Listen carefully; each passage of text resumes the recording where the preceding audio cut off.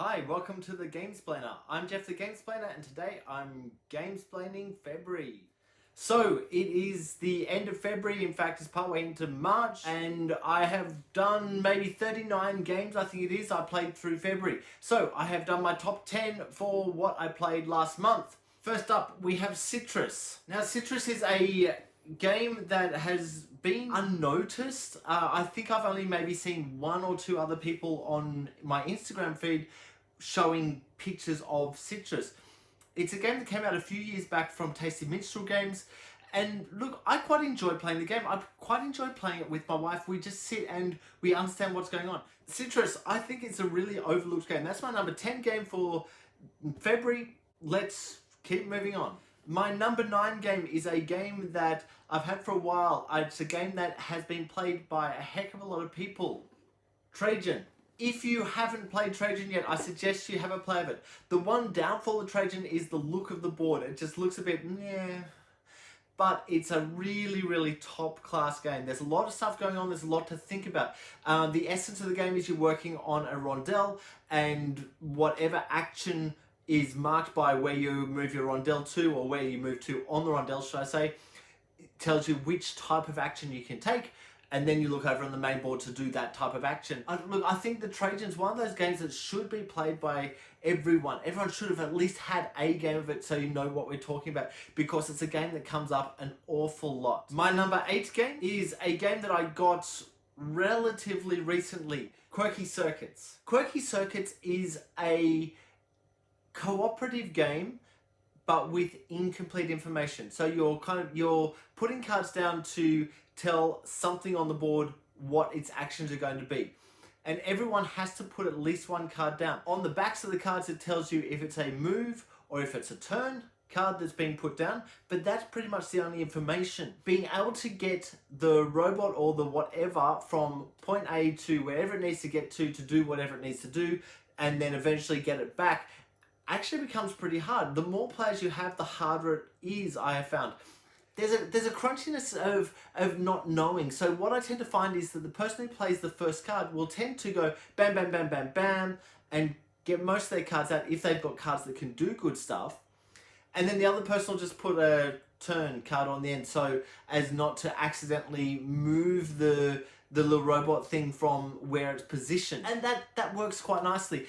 It's a fun game. I really like it. I very rarely have only one game of it. Usually I'll have a couple of games to push through. I have found this time that I was getting through the level a lot quicker, a lot easier. It may just be because myself and my wife have played it a number of times and so understand what we're doing really well. Once again, my number 4 game is a game that has a little bit of age to it. It's been on my shelf for a while, but it also has been kind of pushing in that top 10. I can't remember if it has actually been in the top 10 for the last few years, but Great Western Trail is a lovely game. I really enjoy playing it. Every time it's come up, it works, it makes sense. The whole idea is you're following a path and you can skip over things to do various actions. If you say don't want to do this action but you want to do that one, you can skip over that. I think you can move maybe 3 spots to start with at the beginning of the game, and building up and taking cows from point A through to point B, and whatever the cows in your hand are, that's how far your train can go. I have the expansion on that. I always play with the expansion now. I think that's a really worthwhile thing to do. So if you have Great Western Trail and you haven't tried the expansion, do it. I, however, haven't really pushed into a lot of the expansion board because it puts a board above the main board that gives you different spots that you can go to with your train. And so when you go there, you get different things, or you can just fill up a spot in order to get to the next spot. Now, I have a little bit played with it, but I haven't gone immensely into that board. And I haven't found a need to immensely go into the board because I've got a way of, or a path, I guess it is, of doing quite well. To be honest, I don't always win the game, so I'm actually quite happy about that. And I think it's a really, really good combination, I guess, of hand manipulation and deck building when you purchase more cows, but also you've got this track and there's stuff that you're trying to do, and you really need to build up how many guys you have that can help you do other things to make other things cheap. There's a lot going on, but it all makes sense. My number 6 game is a game that has only recently had the Gamesplaination done for it, Sierra West. I've really enjoyed playing Sierra West. I've enjoyed every game of it that I've had. I haven't yet gone beyond the main or first scenario, first rule set, I guess. There's 4 different rule sets in the box, and I think if you actually watch my Gamesplanation video or the introduction to it, you'll actually hear me saying that I think that it should have been, this is the game, here's an expansion that gives you the other 3. And I still think that, I still firmly believe that. There's enough going on with this game to get your brain really active and thinking about what you need to put down, because you're going to pick out 3 cards. In essence, once again, it's a kind of deck builder, but not really. It's that idea of, I'm going to get more cards into my deck, and those cards are going to get me points, and those cards are going to do some really cool stuff, but it's not actually about that as much. It's about getting along this trail to get up here, to turn in goods, to get over this stuff, and there's a lot going on with it. But once you kind of get into a habit of, oh, this is what I'm doing, it's okay. There's a few really interesting choices, because you can use the card for either the outside ones or the middle one, and within that path, and that's a really struggly, thinky thing. My number 5 game is a game I haven't yet done the Gamesplaination for. I will be doing it hopefully in the next few weeks. Riverboat is my number 5 game for February. Riverboat is a few years old now, but it just works. The idea is that there's 5 different actions that can happen. You're selecting which of those actions you want to do first, and the person who puts that action down gets a bit of a bonus. But then doing the action, everyone will do it at the same time. The only downside I've found on this one is that the person who's first ahead with a Harbour Master gets full points. Everyone else only gets half points. I don't know if that's necessary, and I'll talk a bit more about that when I get to doing the Gamesplanation of it. But for the moment, Riverboat is a really solid game, and it's worth having a look at. My number 4 game is Gold West.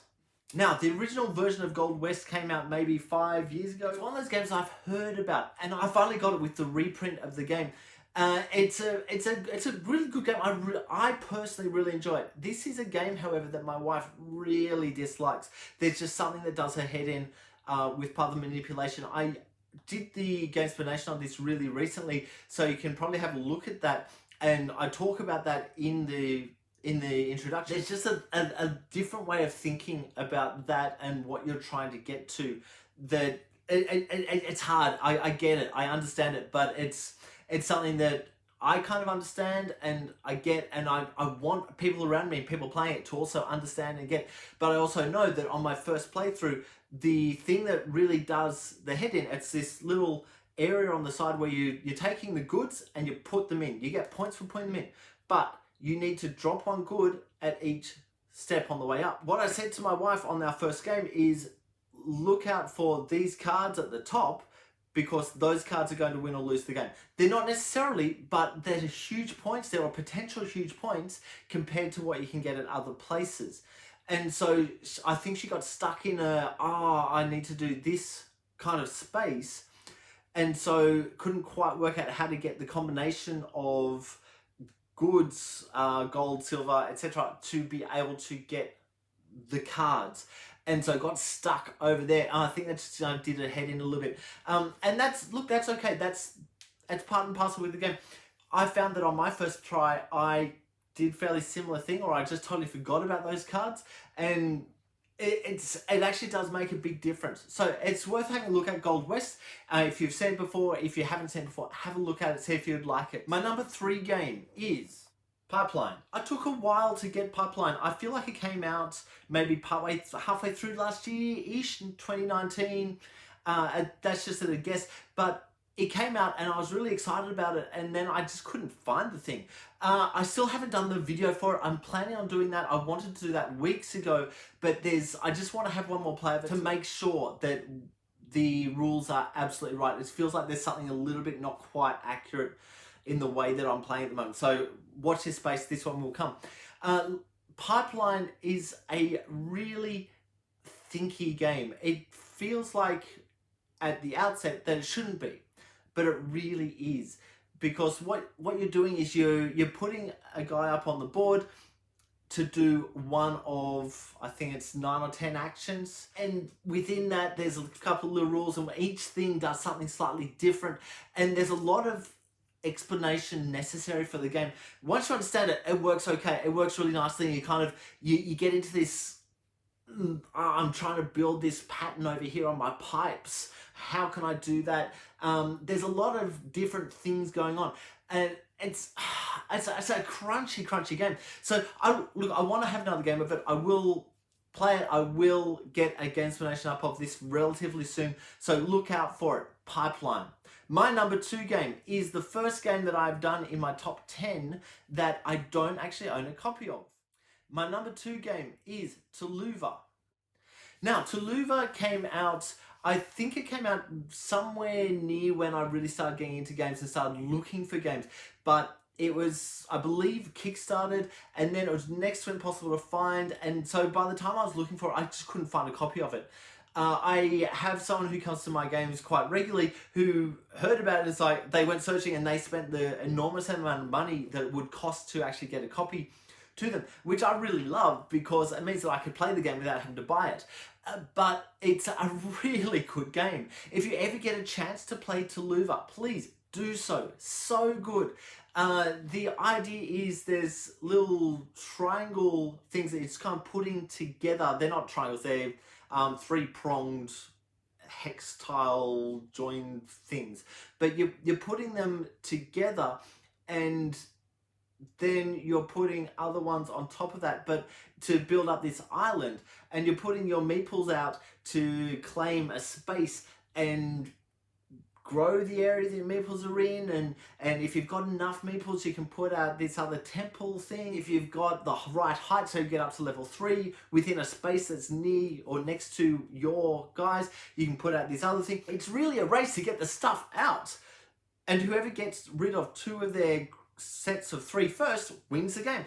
Sounds easy, but it's an extraordinary little puzzle, and really fun. I really liked it. I'm so glad that I got a chance to play it. And finally, my number 1 game for February, Galaxy Trucker. Galaxy Trucker is one of those games that I have wanted to get to the table often, but it doesn't hit the table anywhere near as much as it should, simply because I have found that within every group there is at least one player who just dislikes the way of playing. The whole idea is you're picking up tiles, looking at them, going, yes, I want to build that into my spaceship, put it into your spaceship, and keep going. If you don't want it, yeah, just put it back. And there's this race to kind of get through all the tiles and onto the spaceship to build the spaceship to start with. Once you've built the spaceship, then we go into another thing, which is floating or going, whatever you do in space. I don't know if it's floating, flying through space to respond to cards, and some of them will get you stuff, some of them will be things attacking you, and so you have to be set up to be able to shoot things, to be able to protect against stuff, to be able to carry goods, to have enough crew to be able to do some other stuff. There's a whole bunch going on, and the easier you understand it, the more you recognize what you're doing, the easier the building process actually is. I really love this game. I've found at least one person at every time I've played this game, at least one person at the table has kind of gone, oh no, this isn't working for me, I don't like this. And so it doesn't come out that often. I had a game day and I happened to have 4 people at the table who had all played Galaxy Trucker before. We still played the base version of it. That box that you saw earlier has all of the expansion stuff in it, so I've actually have everything for Galaxy Trucker, but we still played the base because it had been a long time since everyone had played. But it was so good. It was so good. We could all just get in and do our thing and build and Galaxy Trucker it up. If you haven't come across Galaxy Trucker before, please go ahead, have a look at my Gamesplaination and Gamesplained to get an idea of the game and how to play it. And if you'd like it, get a copy. I really highly recommend it. So that was my February. If you have any comments or suggestions, please write them below. If you have any games that you would like to be Gamesplained, please shoot me an email to thegamesplainer@gmail.com. Follow me on Instagram and Twitter @thegamesplainer to keep up to date with the games that I'm playing. Subscribe to my videos to keep up to date with the games that I'm gamesplaining. And until next time, enjoy gaming.